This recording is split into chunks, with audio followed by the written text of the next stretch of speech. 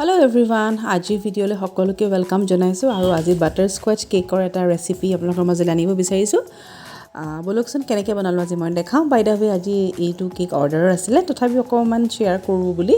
Video' কৰি ৰাখিছিলো so হেতু কাপৰ মেজাৰমেন্টত মই 1 কাপ ময়দা দিছো এখন চালনী লৈ পেলাই আৰু সেম হেতু কাপৰ মেজাৰমেন্টতে মই আজি গুটেখিনি বস্তু দিম আৰু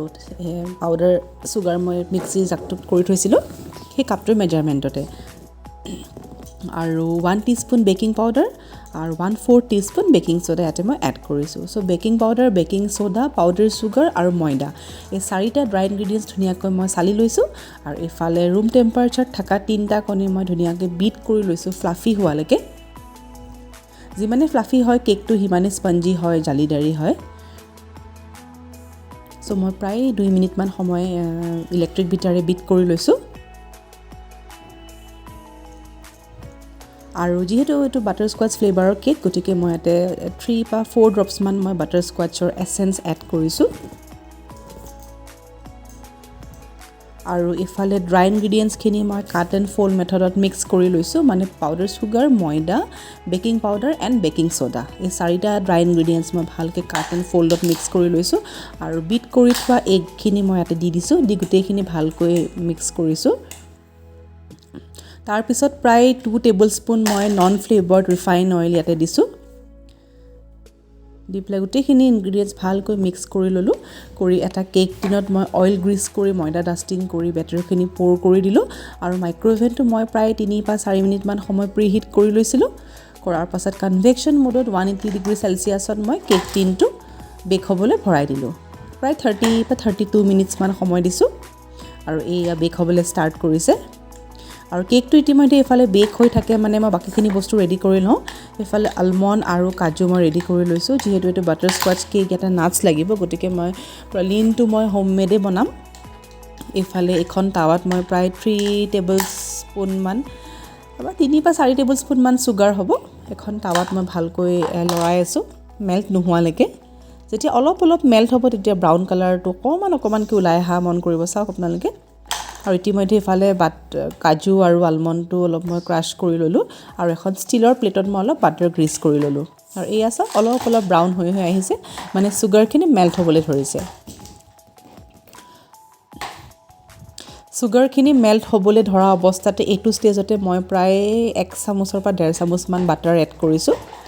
1 টিস্পুন 1 চামুচ বা 1.5 চামুচ আৰু এই আছে পুৰা ব্ৰাউন হৈ আহিছে মানে গুটি চেনিখিনি মেল্ট হৈ গৈছে হেতু ষ্টেজত মই যিখিনি কাজু আৰু আলমন্ড মকমান ভাঙি থৈছিলো সেইখিনি দি দিলো দি পেলাই বাটাৰ গ্ৰীজ কৰা প্লেটখনত মই সেইখিনি বাকি দিলো আৰু তেতিয়ালৈকে কেকটো ইফালে বেক হৈ আছে আৰু এয়া চাওক 13 মিনিট সময় দেখাইছে আৰু এইখিনি সম্পূৰ্ণভাৱে ঠাণ্ডা হ'বলৈ দিলো আৰু এয়া ঠাণ্ডা হৈ আহিছে এয়া হাতত লাগি আহা নাই চাওক তেনেকুৱাতে মই আকৌ সেই পটা খুননাৰ সেই বাৰিডালে মই অকণ ভাঙি দিছো মানে এৰি আহিছে আৰু গুটেখিনি এৰি আহাৰ পাছত মই সেইখিনি অকমানকে সৰু কৰি লৈছো বৰ বেছিও সৰু কৰা নাই যেহেতু লেয়াৰিঙত যেতিয়া আমি দিম নাটছটো অকমান ক্ৰাঞ্চি আৰু ক্ৰিস্পি লাগিব কেকটো সো মই অকমান ডাঙৰকৈ ৰাখিছো বৰ বেছি সৰু কৰা নাই আৰু ইফালে মই হুইপ ক্ৰীমখিনি বিট কৰিবলৈ মই আজি গুড ৰিচৰ হুইপ ক্ৰীম লৈছো প্ৰথমতে মই 1 কাপ লৈছো কিন্তু পিছত মোৰ হুইপ ক্ৰীমৰ প্ৰয়োজন হ'ল গতিকে পিছত মই আকৌ বিট কৰিলো পিছত যে মই আকৌ ইনগ্ৰেডিয়েন্টছটো বঢ়ালো হেতু মই নেদেখাও প্ৰথম যিখিনি মই প্ৰয়োজন হৈছে সেইখিনিয়ে দেখাইছো ডিজাইনৰ ওপৰত কথা আপোনালোকে যেনেকুৱা ডিজাইন কৰে সেইমতে ক্ৰীমৰ প্ৰয়োজনটো নিৰ্ভৰ কৰিব আৰু এয়া চাওক ষ্টিফ পিক নাহালৈকে মই বিট কৰিছিলো এয়া ষ্টিফ পিক আহি গৈছে আৰু ক্ৰীমখিনি বিট হৈছে নাই চেক কৰিবৰ কাৰণে যেতিয়া বাচনটো লুটিয়াই দিলে ক্ৰীমখিনি পৰি নাহে তেতিয়া আমি গম পাম যে আমাৰ ক্ৰীমখিনি সম্পূৰ্ণৰূপে বিট হৈ গৈছে আৰু যেহেতু এটো পিচ কালাৰ কৰিব লাগিব বেসটো মানে কাস্টমাৰৰ এসপাৰ ৰিকুৱাৰমেন্টস গতিকে মই অকমান ৰেড আৰু ইয়েলো মিক্স কৰি পেলাই লাইট পিচ কালাৰ কৰিছো আৰু আমাৰ ইতিমধ্যে স্পঞ্জটো বেক হৈ আহিছে চাওক খুব ধুনিয়া সফট হৈছে কোমল হৈছে আৰু এখন দীঘল নাইফ দেখিছে নে মই এই দীঘল নাইফখনেৰে প্ৰায় 4টা লেয়াৰ কৰি লৈছো আৰু কেক টেবুলখনত মই টাৰ্ন টেবুলখনত কেক বোৰ্ড পাৰি ললো আৰু ইফালে সুগাৰ সিৰাপ ৰেডি কৰি ললো আৰু এটা গ্লাছত মই পাইপিং বেগত ক্ৰীমখিনি ধুনিয়াকৈ ভৰাই ললো সো ফাৰ্স্ট লেয়াৰটো পাতাৰ আগতে মই অকমান ক্ৰীম লগাই লৈছিলো যাতে লেয়াৰবোৰ পিছলি নাহে তেনেকুৱাতে এতিয়া মই ফাৰ্স্ট লেয়াৰটো দিয়াৰ পাছত এতিয়া সুগাৰ সিৰাপ দিছো সুগাৰ সিৰাপ দিয়াত কেতিয়াও কনজুচ আমি নকৰিব যদি বেকাৰী ষ্টাইলৰ স্পঞ্জি আৰু সফট কেক খাবলৈ বিচাৰে জুচি ষ্টাইলৰ, গতিকে চুগাৰ চিৰাপ ইয়াত কেতিয়াও কনজিউচ আমি কৰিব নালাগে। চ' মই যিমান পাৰোঁ দি পেলাই মইচ কৰি লৈছোঁ। আৰু ফাৰ্ষ্ট লেয়াৰত মই এয়া হুইপ ক্ৰীম দিছোঁ। ক্ৰীম যিমান খাই সেই অনুপাতে দিব, যিহেতু মোৰ এইটো অৰ্ডাৰৰ কেক, গতিকে মই অকণমান ভালকৈয়ে দিছোঁ, কনজিউচ আমি কৰা নাই বাৰু। চ' ফাৰ্ষ্ট লেয়াৰটোত মই ক্ৰীম দিয়াৰ পাছত পেলেট নাইফখনেৰে অকণমান মিলাই লৈছোঁ।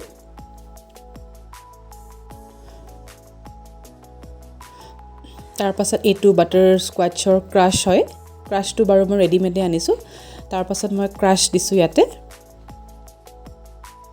অলপ পানী থকা নিচিনা আছিলে প্ৰথমতে, সেইকাৰণে মই সেইখিনি অলপ বাতিটোত থৈ ল'লোঁ। তাৰপাছত মই ইয়াতে বাটাৰস্কোৱাচৰ ক্ৰাছটো দি দিছোঁ। যিখিনি পানী আছিলে সেইখিনি মই চুগাৰ চিৰাপত এড কৰি দিলোঁ। তাৰপাছত যিখিনি মই হোমমেড প্ৰালিন বনাইছিলোঁ কাজু আৰু আলমণ্ডেৰে, সেইখিনি অলপ অলপ মাজে মাজে দি দিছোঁ, যাতে কেকটো বাইট কৰোঁতে যাতে ক্ৰাঞ্চি ভাৱ এটা আহে। বাটাৰস্কচ কেকৰ সেইটোৱে স্পেচিয়েলিটি। চ' ছেইম প্ৰচেছত মই আকৌ ছেকেণ্ড লেয়াৰ দিলোঁ, চুগাৰ চিৰাপ দিলোঁ, হুইপ ক্ৰীম দিলোঁ, ক্ৰাছ দিলোঁ, হোমমেড প্ৰালিন দিলোঁ। তেনেকুৱাকৈ গোটেইকেইটা প্ৰচেছত মই 4টা লেয়াৰ বনাই লৈছোঁ। গোটেইকেইটা লেয়াৰ মই নেদেখাওঁ আৰু যিহেতু সময় যথেষ্ট লাগিব, মই ইয়াতে ফাষ্ট ফৰৱাৰ্ড কৰিহে দেখাইছোঁ, যাতে আপোনালোকে চালে বুজি পায়, বা মই আজি কেনেকৈ বনালোঁ অকণমান দেখাম বুলি বা মেমৰি আকাৰেও সাঁচি ৰাখিম বুলিহে ভিডিঅ'টো শ্বেয়াৰ কৰিলোঁ। একচুৱেলি আইচিং কেক এটা ভালকৈ বনাম বুলিলে যথেষ্ট সময় লাগে, কিন্তু মই ইয়াতে জাষ্ট ষ্টেপখিনিহে দেখাইছোঁ ফাষ্ট ফৰৱাৰ্ড কৰি কৰি। তো ছেইম একে প্ৰচেছত আকৌ হোমমেড প্ৰালিনখিনি মই দিলোঁ, তাৰপাছত আকৌ নেক্সট লেয়াৰ দিলোঁ, চুগাৰ চিৰাপ দিলোঁ, হুইপ ক্ৰীম দিলোঁ, ক্ৰাছ দিলোঁ, তেনেকৈ মই গোটেইকেইটা প্ৰচেছ কৰি লৈছোঁ। 4টা লেয়াৰ কৰি পেলাই অলপ